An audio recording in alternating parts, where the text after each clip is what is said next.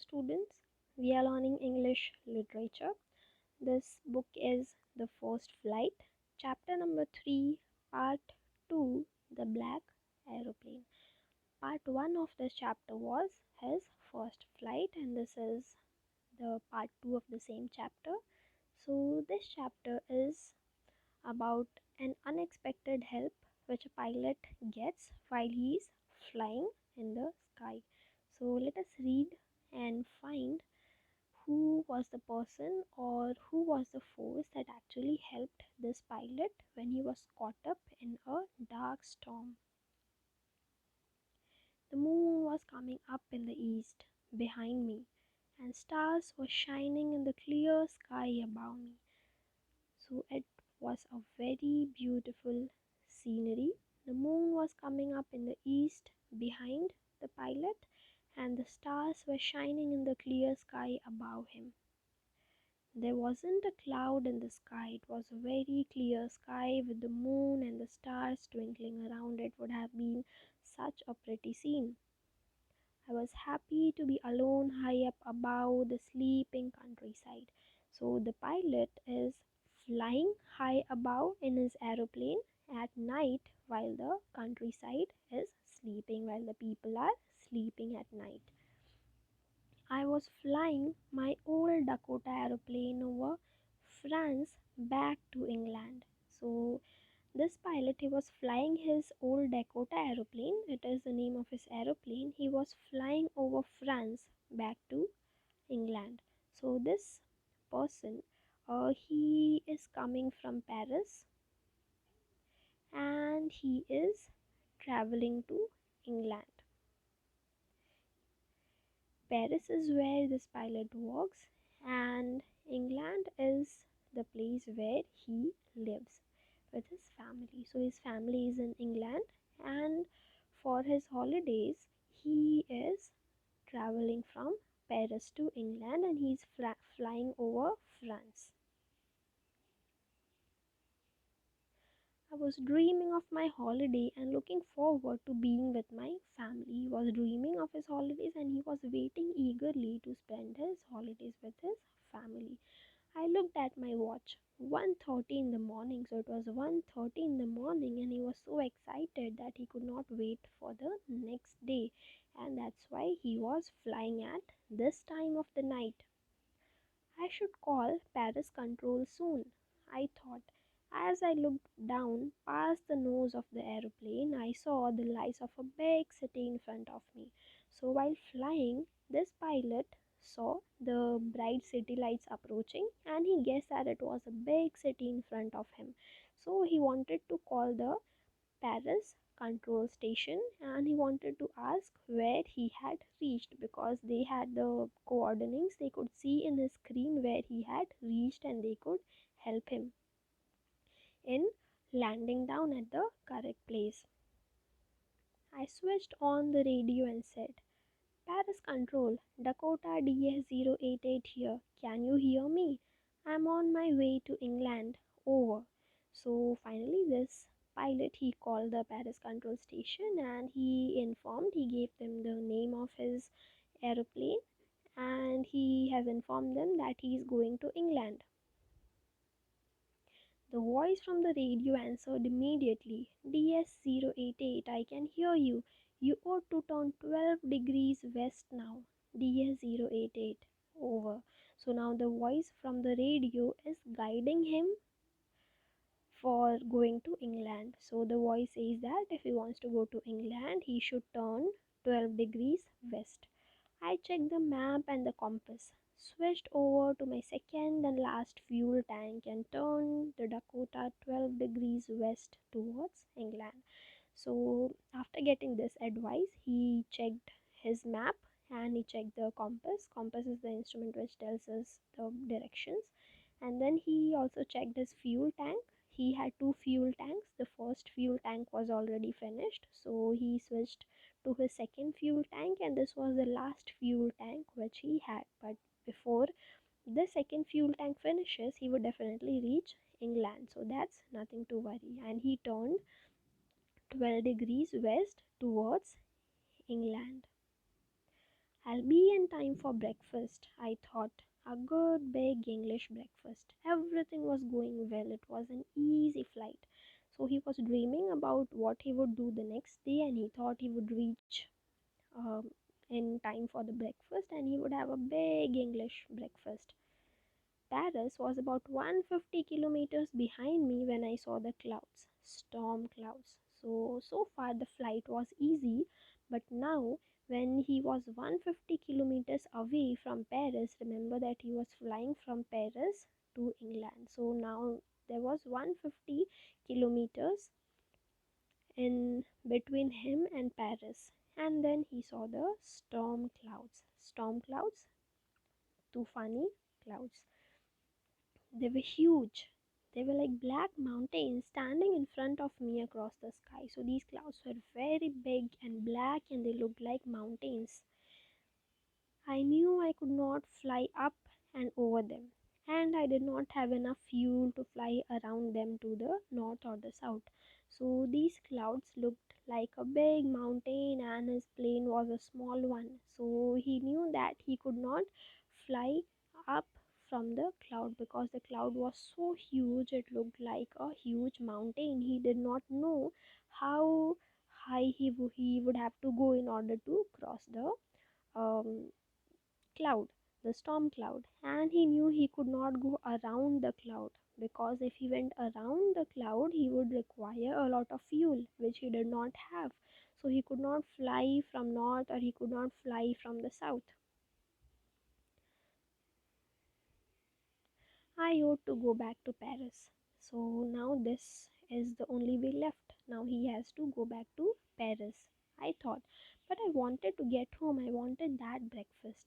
So now he had only two options. The first and the logical option was to go back to Paris, and the second option was to go to England to reach his home, and he wanted to reach home very desperately. He wanted to have that big English breakfast. So he thought he will take the risk. I'll take the risk, I thought, and flew that old Dakota straight into the storm.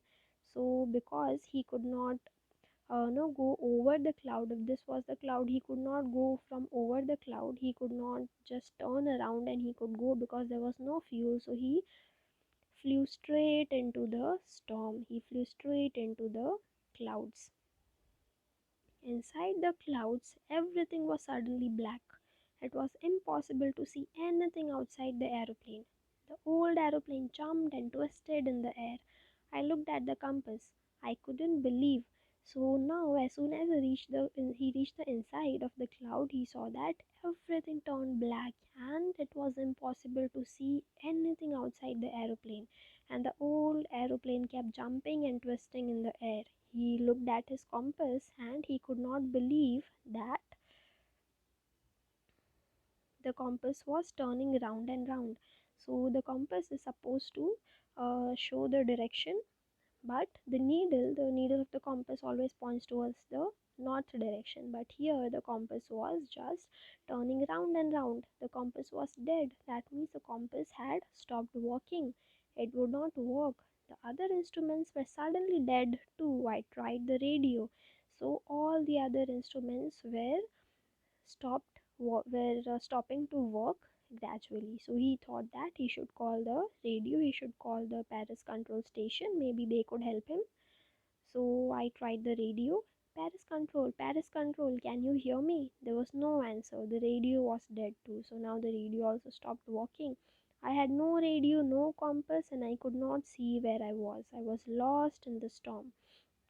So now he was completely devastated because nothing worked. He could not see anywhere, his compass was not working, his radio was not working, and he had no other option. He was completely lost in the storm.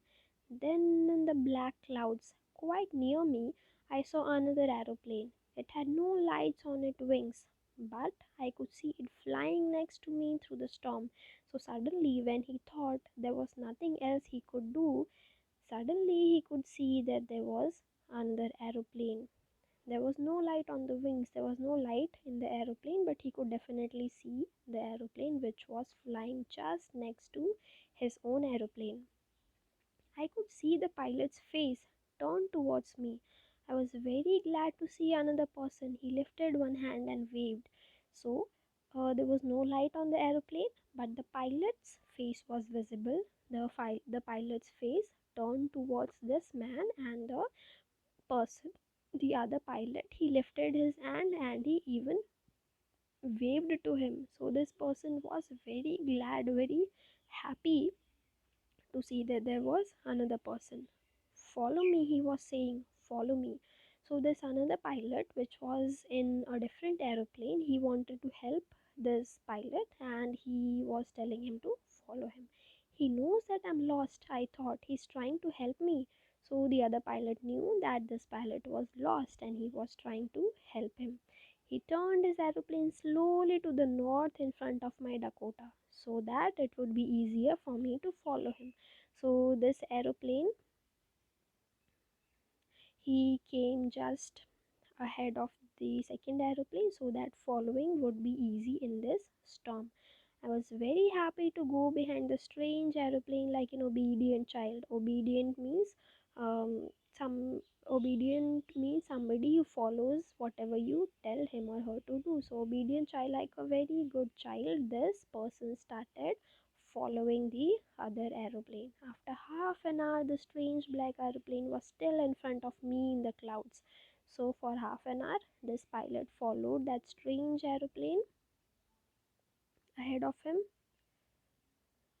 There was only enough fuel in the old Dakota's last tank to fly for 5 or 10 minutes more. So it had been half an hour since they were flying, and now he could not fly anymore. He could fly only for 5 or 10 minutes, and after that, the fuel in his tank would be finished.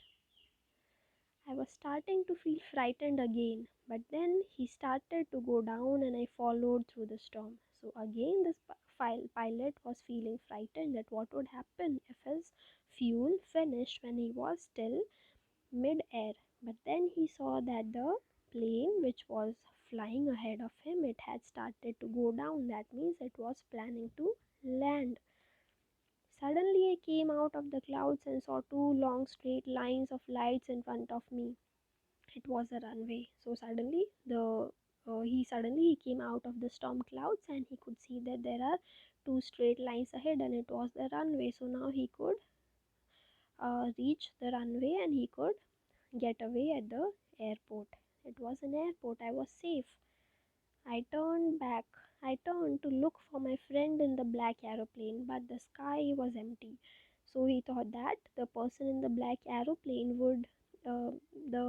black aeroplane just acted like he was a friend of this pilot because he guided him through the storm. But when he looked back, the sky was empty. There was nothing there. The black aeroplane was gone. I could not see it anywhere. So when he wanted to find out where the aeroplane was, who was the person who helped him, he could not see anything. I landed and was not sorry to walk away from the old Dakota near the control tower. So he was not sorry, he was not feeling sad while he was moving away from his own aeroplane and while he was reaching the inland control tower. I went and asked a woman in the control center where I was and who the other pilot was. So it was an airport. So he wanted to know which airport was it, which place was it. So he went and asked the lady who was at the control center, and he also wanted to ask where the other pilot was who was just flying ahead of him because he wanted to say thank you. She looked at me very strangely and then laughed. So the woman looked very strangely at the pilot and then she started laughing. Another aeroplane up there in this storm. No other aeroplanes were flying tonight. Yours was the only one I could see on the radar.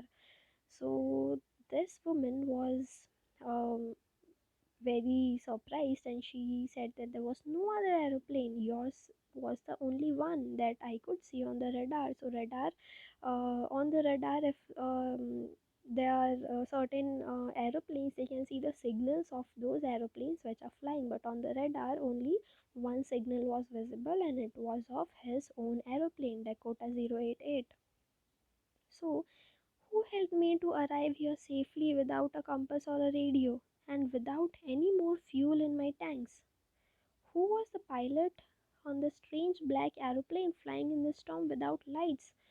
So now the pilot was very confused, and he had several questions, and he wanted to know who the pilot was, and he wanted to thank him for saving him because he had no compass, he had no radio, and he had no fuel in his tanks. But still, a strange pilot in a strange black aeroplane helped him without lights because the aeroplane had no lights. But he could not see who the pilot was, he could not see where the aeroplane was, and even the lady said that she had not seen anybody signal on her radar. So, this is one very strange story.